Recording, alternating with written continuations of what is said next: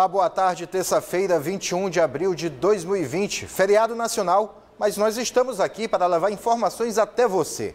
Está no ar, Boletim Guará. Chega a 40 o número de municípios maranhenses com casos confirmados de Covid-19. Segundo o último boletim epidemiológico divulgado na noite desta segunda-feira, 76 novos casos positivos foram contabilizados. Vamos ver os números aqui na tela. Coloca aqui para mim, por favor. Aqui, 1.396 casos confirmados aqui no estado do Maranhão, 825 pessoas em isolamento domiciliar, 142 pessoas recuperadas, 60 óbitos, 233 pessoas internadas em enfermaria, 136 internadas em UTI, 4.183 casos estão sendo suspeitos e 3.199 casos já foram descartados aqui no estado do Maranhão. Agora nós vamos ver outros números que tratam da evolução. Vamos só fazer o comparativo do domingo com a segunda-feira. No domingo eram 1.320 casos, terminamos o dia de ontem com 1.396 casos. Ou seja, justamente essa soma de 76 casos a mais aqui no estado do Maranhão. A próxima cartela aqui em relação aos municípios. São Luís segue disparado o município com mais número de casos, 1.132, seguido por São José de Ribamar com 105, Passo do Lumiar com 45 e Imperatriz com 34. Alguns novos municípios entraram nessa lista apresentando um caso. A próxima, nós vemos a comparação por sexo. As mulheres continuam sendo as maiores vítimas, 736 casos contra 660 de homens. Temos mais uma. Aqui a faixa etária. As pessoas entre 30 e 39 anos de idade chegaram à casa dos 400 casos de Covid-19 aqui no estado do Maranhão. Essa é a situação. No Brasil, o número de mortes em razão da pandemia do novo coronavírus chegou a 2.575, conforme novo balanço divulgado pelo Ministério da Saúde nesta segunda-feira. Já os casos confirmados subiram para 40.581. O índice de letalidade ficou em 6,3%. Foram 113 óbitos nas últimas 24 horas, o aumento de 4,5% em relação ao domingo. Já os casos confirmados representaram um crescimento de 5%. Nos últimos 7 dias, o aumento de óbitos representou 94%. A ordem dos estados com mais mortes é a seguinte: São Paulo, Rio de Janeiro, Pernambuco, Ceará, Amazonas e Maranhão, que aparecem em sexto no campo nacional. O Tocantins é o estado com menor número de mortes, apenas uma até o momento. Dentro do campo da educação, a parceria entre a Assembleia Legislativa e Secretaria de Estado da Educação gerou a gravação de videoaulas que estão sendo transmitidas pela TV Assembleia, Rádio Timbira AM e pelas redes sociais oficiais do governo e da Assembleia. A ideia foi bem recebida e agora deve ser transmitida em outros países de língua portuguesa. Essas videoaulas são aulas que vão desde a educação infantil até o ensino médio. E estão dando tanto resultado, estão ajudando tantas pessoas que não têm acesso, que não estão tendo aulas nesse período de suspensão das aulas presenciais, que a Unicef solicitou nossa parceria para a disponibilização das videoaulas em todos os materiais para a sua biblioteca digital. O governador Flávio Dino, o presidente Otelino, imediatamente concordaram, disponibilizaram para a Unicef. Portanto, esse material estará disponível agora para todo o planeta, para todos os países, para todos os estados e todos os municípios. Inclusive, 2 já solicitaram esse material, que foram Guiné-Bissau e Moçambique. E agora iremos ajudar outros países de língua portuguesa nesse período tão tenebroso da nossa história.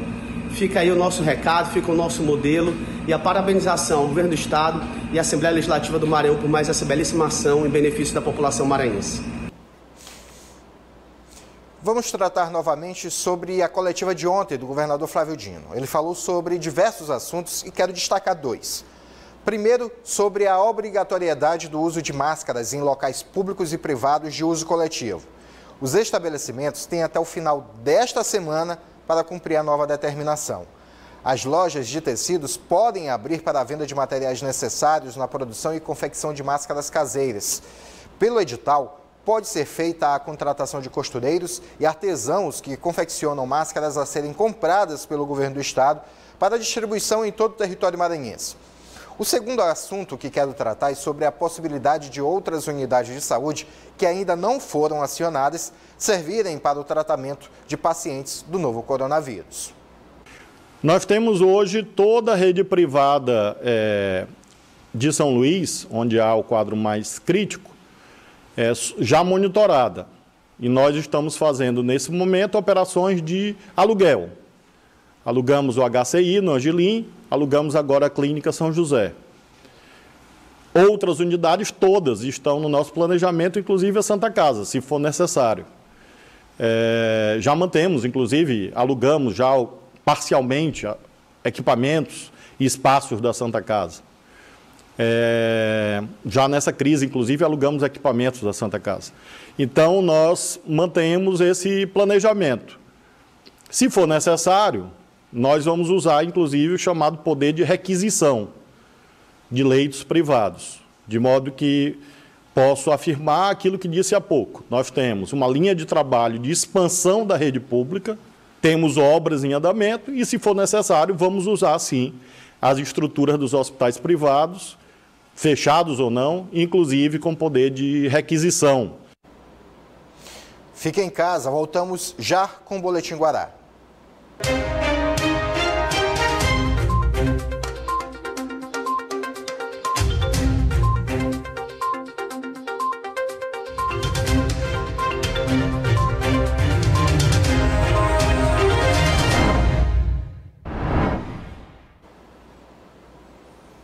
De volta ao Boletim Guará. Caso você tenha perdido alguma informação aqui, acesse o nosso canal no YouTube. Lá você confere todas as nossas reportagens, assim como no nosso site www.portalguará.com. As principais notícias do Maranhão e do mundo você confere no portalguará.com. Olha, pessoal, a Equatorial Maranhão me pediu para dar uma boa notícia para você, que faz parte da tarifa social baixa renda. Com a medida provisória 950 de 2020 do governo federal, quem tem tarifa social terá desconto de 100% na tarifa de energia elétrica. Isso mesmo, 100% de desconto na tarifa. Ah, então minha conta vai vir zerada? Não, o desconto é apenas para o consumo. Os impostos, parcelamentos, caso tenha, e outras taxas continuam sendo cobradas, mas já é uma grande ajuda. Agora, atenção, esse desconto de 100% é apenas para os primeiros 220 kW consumidos no mês. Se passar desse limite, você paga a tarifa normal. Por exemplo, se seu consumo veio 250, você vai pagar apenas os 30 kW que passaram dos 220. Esse benefício vale apenas para faturas emitidas entre 1º de abril e 30 de junho. Ah, você tem NIS, Bolsa Família, BPC ou RANE e não faz parte da tarifa social? Acesse equatorialenergia.com.br ou ligue na Central 116 para saber como participar. Conte com a energia da Equatorial Maranhão.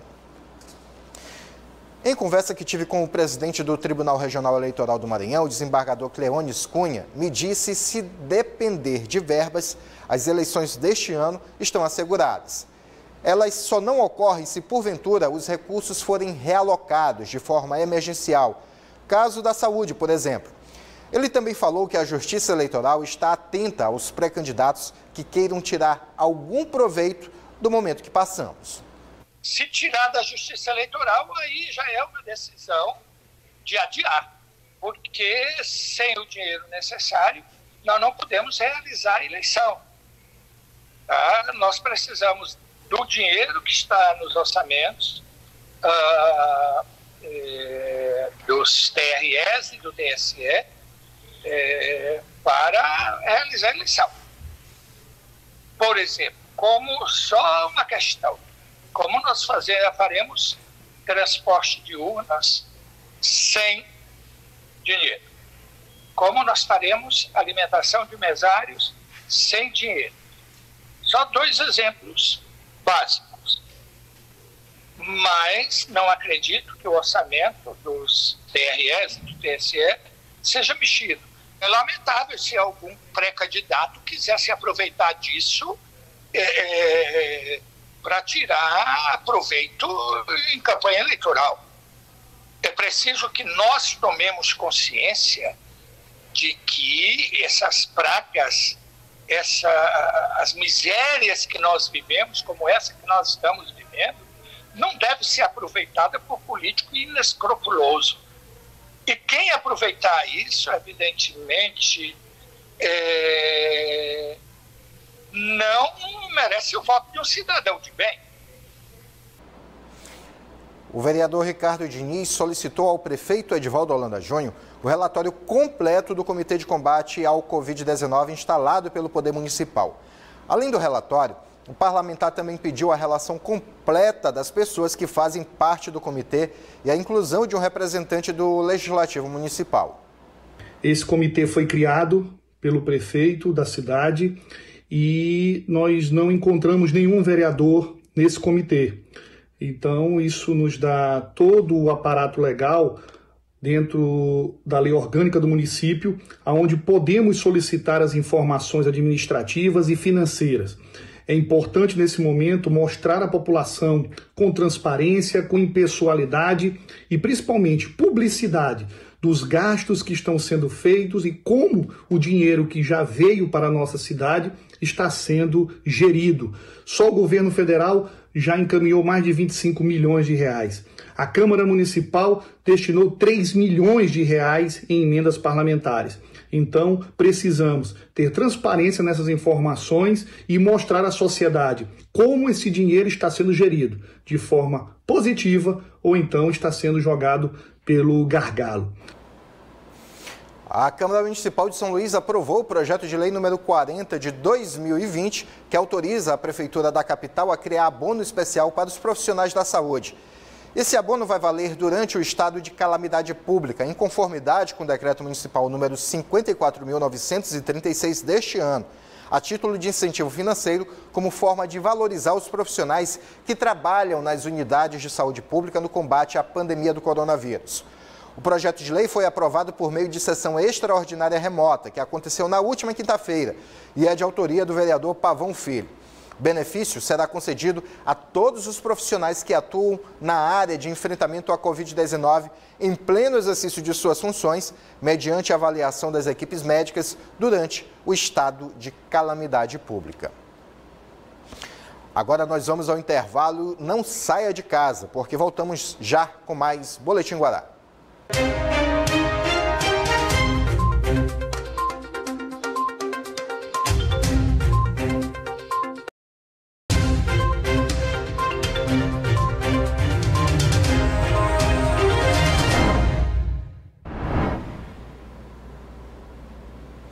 De volta o Boletim Guará, e agora é hora do Boletim Esporte Guará. Laércio Júnior já está aqui nos nossos estúdios, vai conversar conosco, mas antes de passar a bola para o Laércio, queria que você que está aí em casa prestasse bastante atenção no que o governador Flávio Dino falou ontem na coletiva que ele concedeu sobre a retomada do futebol maranhense. Vamos ouvir. Nós estamos esperando o anúncio de medidas por parte da CBF.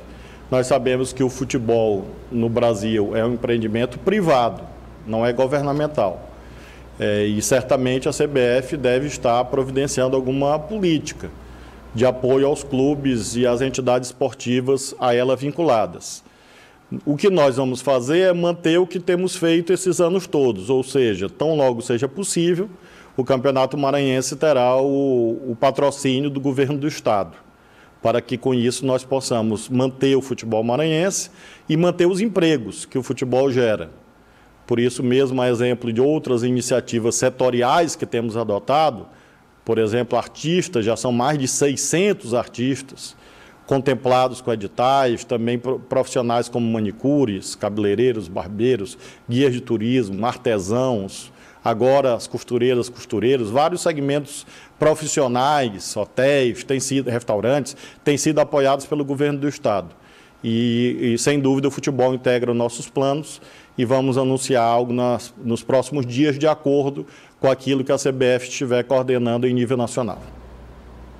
Agora sim, Laércio Júnior, boa tarde. Boa tarde.